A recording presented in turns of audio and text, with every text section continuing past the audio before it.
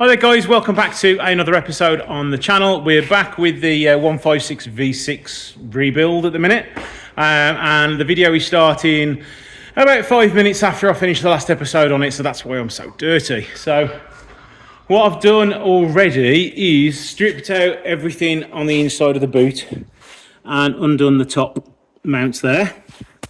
But what I have realised is I haven't shown you around the car and shown you why we bought this one over several others that were out there. So a quick walk around it while it's on the ramp. The condition is one heck of a lot better than the other one. There are a few bits of dents on it and a few little bits of rust coming through on the bottom of the wing, but that does happen on all of them. But the main reason we got this car is because the underneath is in really good condition. The strut tops, no rust on them. And now it's up in the air, this is the main reason why we decided to buy it, is the fact that the sills are in really good shape. There's very little damage to them. There's very little rust on the underside, which isn't bad for a 25-year-old car. It has had some repairs done to these here, but they all look solid, so we can live with that. And the front end doesn't matter because it's all been swapped over anyway. That's why I didn't mind the bit of a rusty front subframe.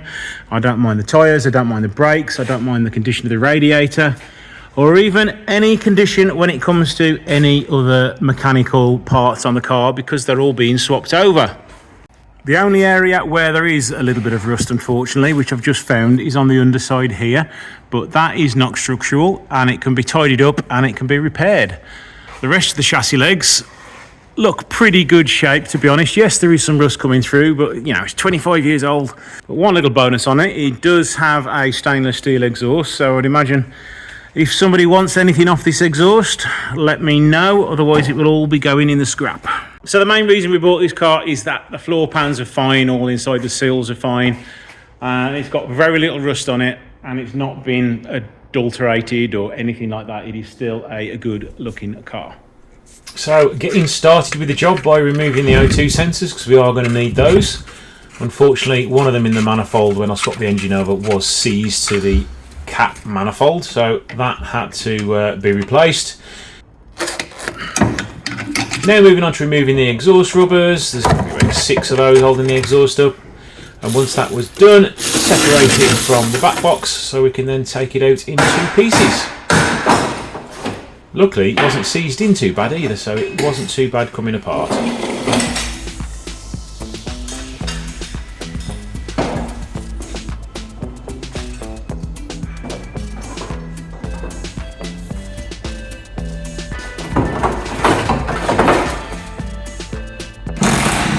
there's 4 bolts which hold the subframe in, 4 15mm bolts, and then there's another 2 on the sort of the front trailing arms. And then it's pretty much ready to drop down. Yes, you've got to undo the brake pipes and the ABS sensors and the handbrake cables, but you can see in that picture I'd already done them. Well, these calipers are going to be changed, but I thought I'd just leave them there hanging, save the brake fluid all dripping onto the floor. There we go, one rear subframe all removed. That can now go into the scrap pile because I'm not going to be wanting to reuse anything on there.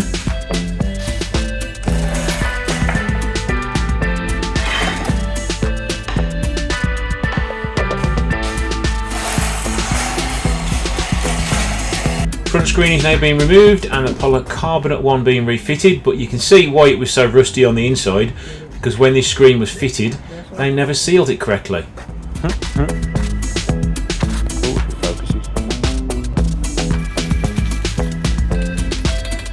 Back inside again now, and let's get the exhaust on.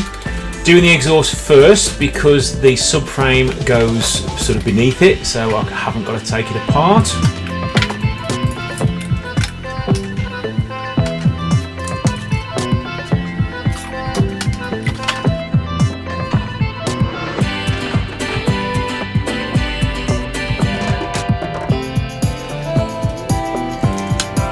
Again, just refitting it, it was quite simple, just using my axle stand to get it up in the air and then get the little hoops over it, and then we're all done with this one. Rear subframe now going on now. This was actually quite awkward to line up. I've edited out a lot of the footage, but it was probably about a good 45 minutes just getting this into line, because you've got to get the suspension into the holes on top of the turrets, you've got to get the subframe into line, you've got to get the front arms to kind of line up as well. And then I realised, I need to push the subframe up higher, so I needed to get a jack in there to raise the subframe up so I could get it in. So yeah, it was a bit of a pain. If there was two of it, it would have been a lot easier, but as I'm on my own, I had to faff around with it for ages.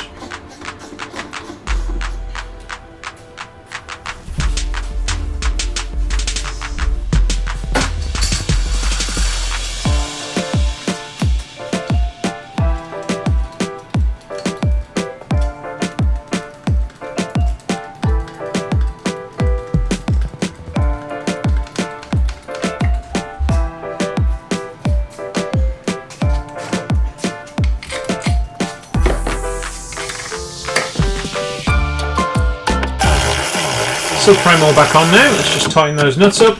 Again, once it's all rebuilt, I will go over all these main nuts and tighten everything up properly and torque everything up, but for now it's just all being put back together.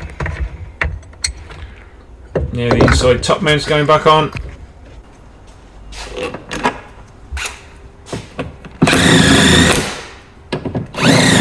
Trailing arm bolts going in. Again, they'll be torqued up after. ABS sensors going back in together now. It turns out that this one didn't like being moved, and that right rear ABS sensor had actually gone faulty, so I did have to buy another one, which was quite easy to source off eBay. Now let's get rid of the tailgate and install the fiberglass one, which I'm not a fan of at all, but it does save quite a lot of weight apparently. So now the fiberglass one is going on. And again, another one I tried to get perfectly lined up, but unfortunately, as it's fiberglass, it's not the best shape or fit. So the best fit you will see in a bit.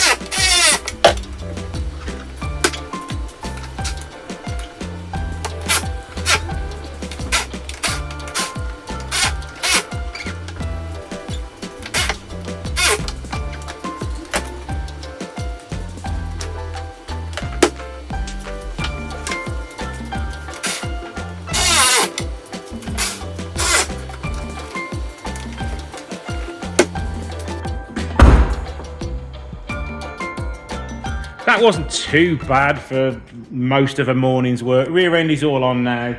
Rear alignment of that rear tailgate is atrocious because it's a fiberglass one, so that's about as good as you can get it and get it to close.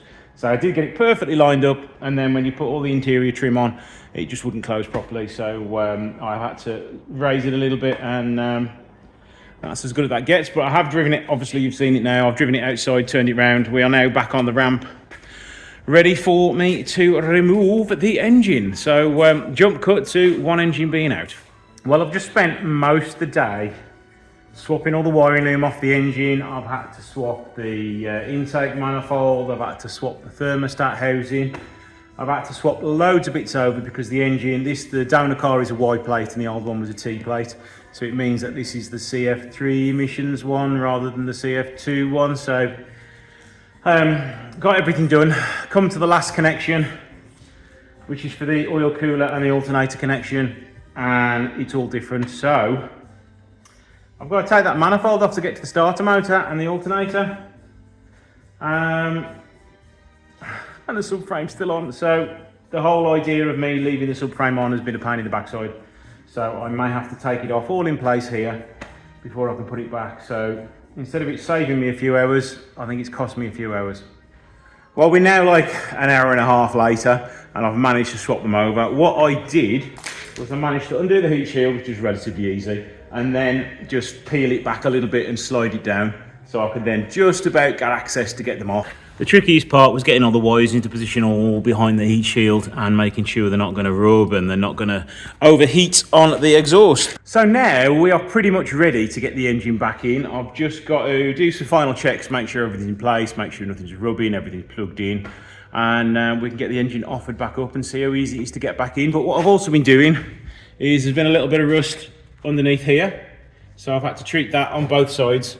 So just needs another hour for that to dry, and then we can put some stone chip on it and put the engine in. So by the time I finish faffing around, everything should be dry.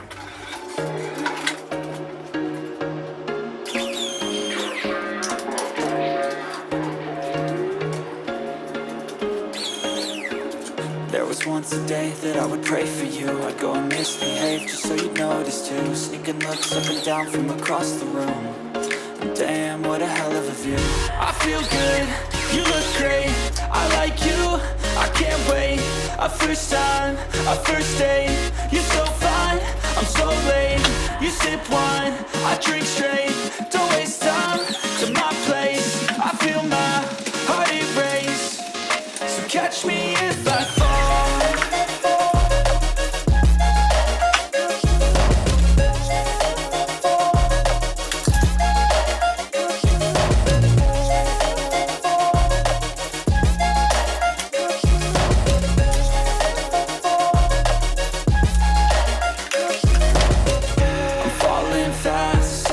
Praying that this night's gonna last. You got it all on tap, I'm loving your vibe, always have your back. We like all the same tracks, listen all night in the sheets all black. Said I'm falling fast, don't remember life before you, that's fact. I feel good, you look great, I like you, I can't wait. A first time, a first date, you're so fine, I'm so late. You sip wine, I drink straight.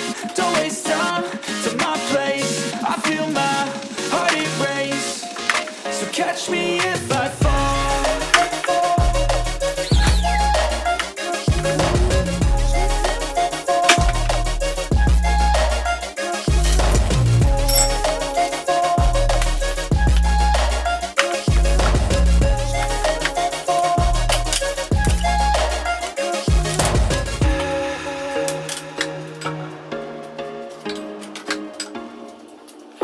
Jacking it up in the air and then get step ladders so I can climb all the way up without lowering the car down.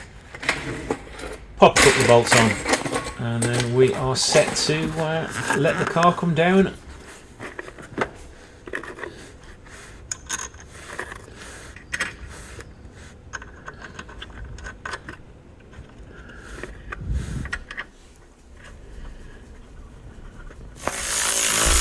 The subframe bolt's been done up, engine mount's been tightened up, and all retorqued off camera, and it'll be coming in the unit again hopefully in a few weeks time so it can all be checked over again.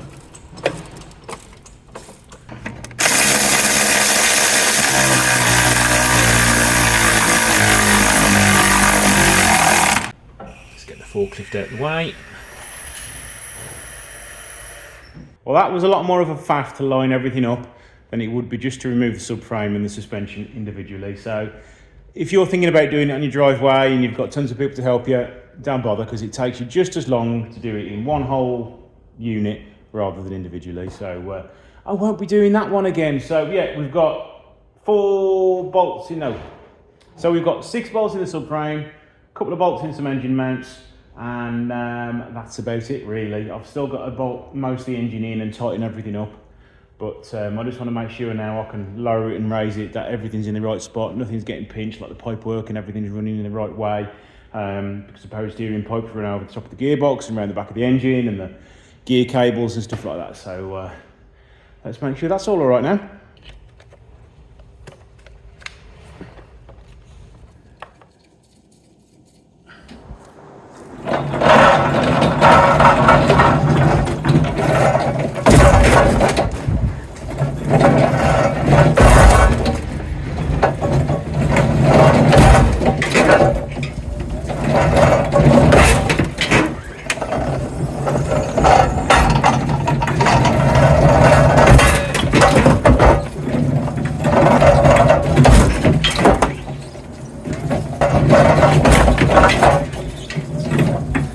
So my forklift only goes at about 2 miles an hour. So for it to do that after a couple of hits, I'm very glad that never happened on the road or on track, because that would have been very dangerous indeed. Now, after that technical safety video there, we are back to putting the car back together, doing a few coolant hoses, tightening all the Jubilee clips up, putting all the electrical connections together, bleeding the brakes, doing everything you can possibly do. Right, we're at the point now where I just need to connect the airbox and the airflow meter. and we can hopefully see if it will start up again. I've got no fluids in it other than oil, and I do want to check the oil again before I start it. There we go, that's in there. Need this one on. Now, this hole here is surplus to requirements, because instead of it coming along here into here, it goes into there, because we've had to swap that over. So I need to block that up with something. And it would also help if I put the battery in.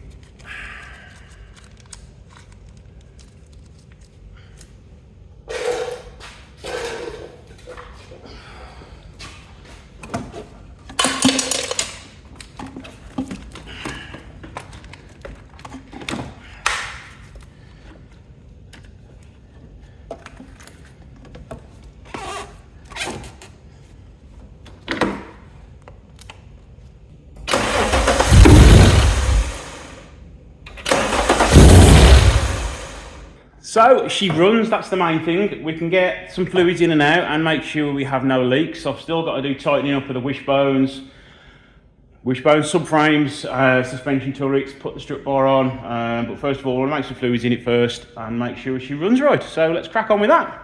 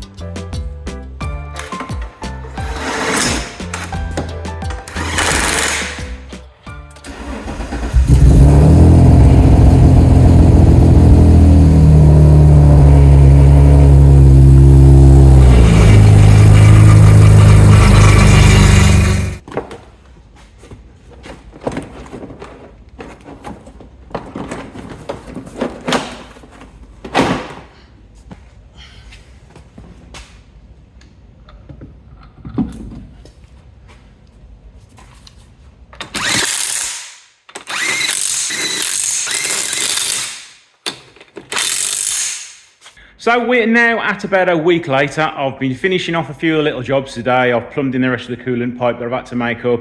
I've done a few of the other modifications and the other bits and bobs I've had to do. So we're all done now. The last job I've just finished is gluing the side skirts on, because that one came without the side skirt, so I've put that one on now. So all that's left to do, give it a run and make sure everything works on it, really. That's all we can do. And it can go back to the owner now and he can have some fun on track. So let's do the last bit, give it a drive and see how it goes.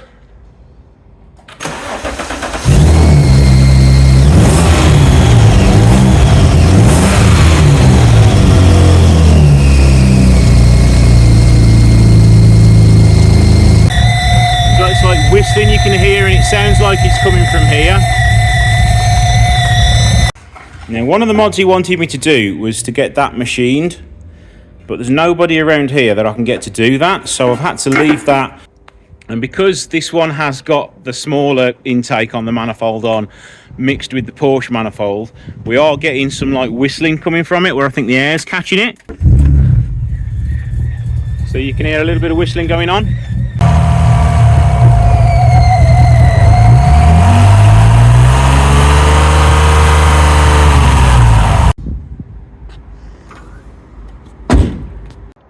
So it's now about a week later since I last pulled it out of the unit and we had that engine problem.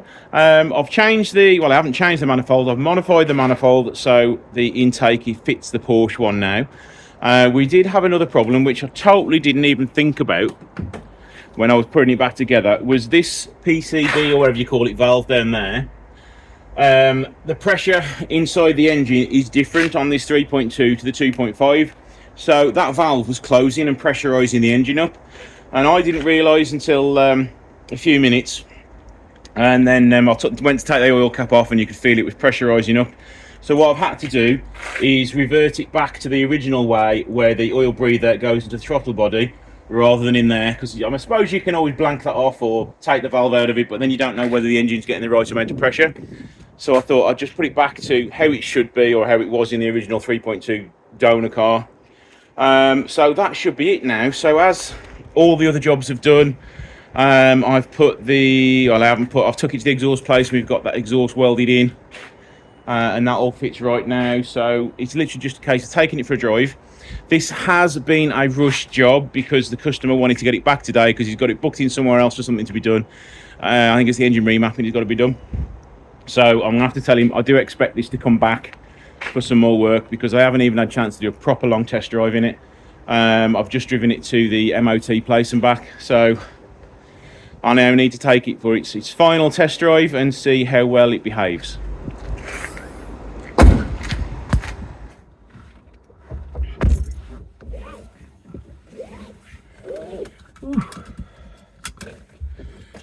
Right, the car is extremely loud, as you've heard it before. So don't forget, this is running a 2.5 ECU, and it's not going to run brilliantly, especially at idle. So that's why it's going off to be remapped. It's also another reason why I haven't driven it very far, and it's also the main reason why I've said to the customer this is probably going to have to come back to have a bit more work done to it. As you can see, the throttle's very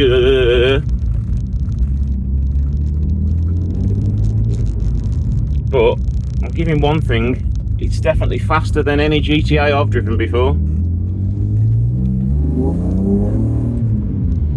The problem with that is wheel spin and tram lining. It just wants to yank the steering wheel out of your hand, and as it's a smaller steering wheel, it is very hard to keep it under control.